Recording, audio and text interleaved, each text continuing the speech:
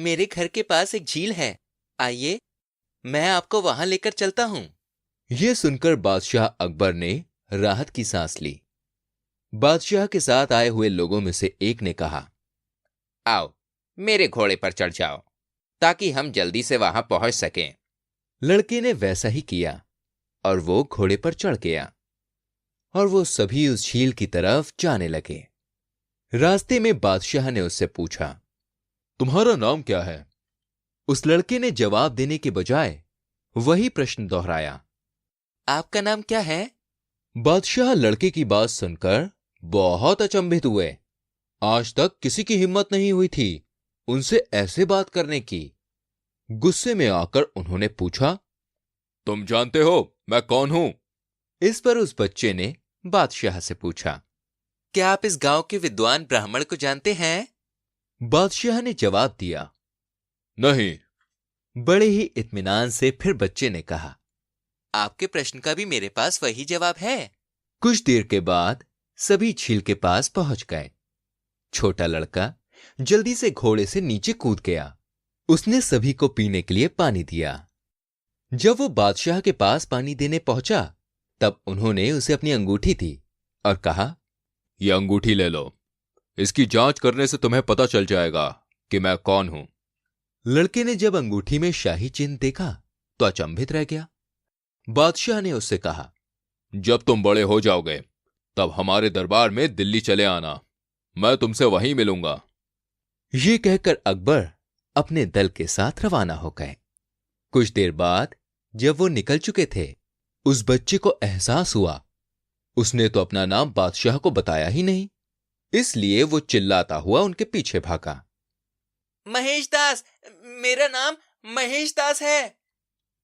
मगर बादशाह इतनी दूर निकल गए थे कि उसकी आवाज उन तक पहुंची ही नहीं।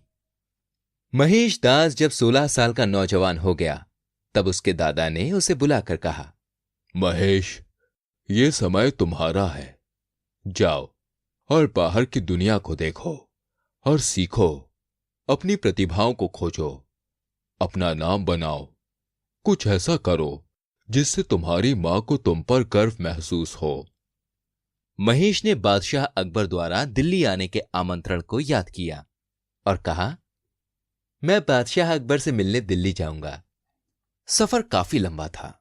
बहुत दिनों तक यात्रा करने के बाद वो दिल्ली पहुंचा। थोड़ी देर शहर में आराम करने के बाद वो शाही दरबार पहुंचा। बादशाह अपने सोने के सिंहासन पर बैठे हुए थे। उनके सामने दोनों तरफ राज दरबारी खड़े थे। महेश एक तरफ जाकर खड़ा हो गया। बादशाह अकबर ने अपने दरबारियों से एक प्रश्न पूछा, दुनिया में सबसे सुंदर फूल कौन सा है? एक ने कहा, गुलाब। दूसरे ने कहा, कमल। किसी और ने कहा, चमेली। सबके जवाब सुनकर महेश से चुप ना रहा गया। सामने आकर उसने कहा, कपास का फूल सभी फूलों से सबसे अच्छा है। उसके कहे पर सब दरबारी हंसने लगे। सबने कहा, उसमें ना तो कोई रंग होता है और ना ही कोई सुगंध, कैसे कोई अपनी समझ से उसे सुंदर कह सकता है। बादशाह ने सबको चुप कराया और कहा, अच्छा जवान, तो क्या आप समझा सकते हो कि कपास के फूलों को सभी फूलों में सबसे अच्छा क्यों कहते हो? जी बिल्कुल हुजूर, मैं बता सकता हूं। हर कोई जानता है कि कपास के फूलों से कपड़े बनाए जाते हैं। मलमल गर्मी के दिनों के लिए और मोटे कपड़े ठंड के लिए बनाए जाते हैं। बहुत हल्के वजन और अलग अलग रंग जैसे इंद्रधनुष के होते हैं वैसे कपड़े महिलाओं के लिए बनाए जाते हैं। इसलिए मुझे लगता है कि कपास के फूल सबसे अच्छे होते हैं। बादशाह मुस्कुराए। उन्हें युवक द्वारा दिया गया चतुर जवाब बहुत पसंद आया। उन्होंने पूछताछ की, आपका नाम क्या है और आप कहां से आए हैं? उसने कहा, मेरा नाम महेश दास है। मैं झील के पास के गांव से हूं जहां आप एक बार आए थे। बादशाह को तुरंत सारा किस्सा याद आ गया। हां, अब याद आया। हमें खुशी है कि तुम यहां आए। आज से तुम हमारे दरबार में काम करोगे।